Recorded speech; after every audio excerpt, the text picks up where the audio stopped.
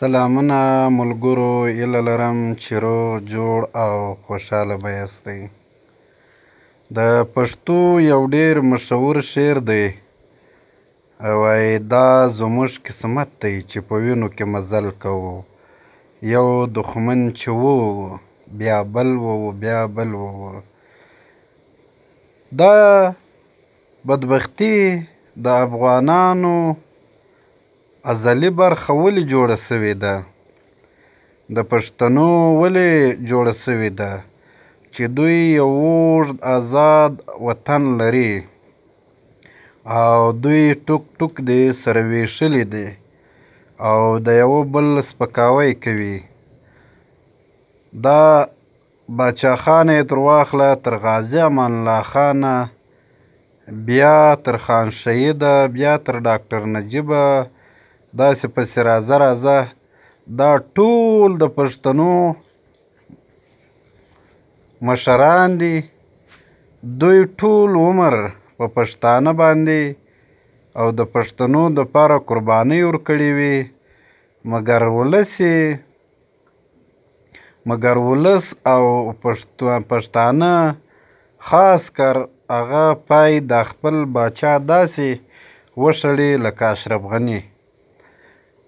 اشرف غني بابا تاسو ته معلومه ده چې په افغانستان کې څومره ډیمونه جوړ کړل، څومره سړکونه یې جوړ کړل، څومره کارخانې یې جوړې کړي او اقتصاد یې کوم ځای ته ورسوی. او د افغانستان کرنسۍ بیا داسې در واخله، د افغانستان تجارت علمه د برغه چې طالبانو دی خپل کار ته نه پرېښود، حالانکې د کفر یا د غیر اسلام هېڅ داسې توهین نه دی سوی، نه هېڅ داسې بده سوې ده. په هر دفتر پر ارګ په دې کې 5 وخته اذان، 5 وخته لمونځ کېدو، مګر بیا هم دوی پسې راپاڅېدلي دي چې نه موږ شریعت غواړو.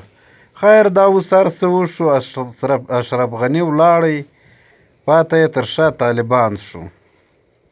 اوس نو دوی که میړني وي او یا د دې وطن سره مینه لري، نو دوی باید چې نه په اساسي قانون کار ولري او نه د افغانستان په بیرغ یا د افغانستان په ملي اردو.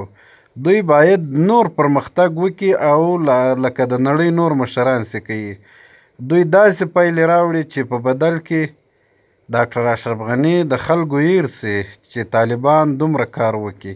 که څه هم ډیر خلک له طالبانو توقع نه لري او هغه دا د دنیا د قوتونو یو رامنځته شوې ډله بولي، نو موږ وایو چې باید طالبان لوی او ډیر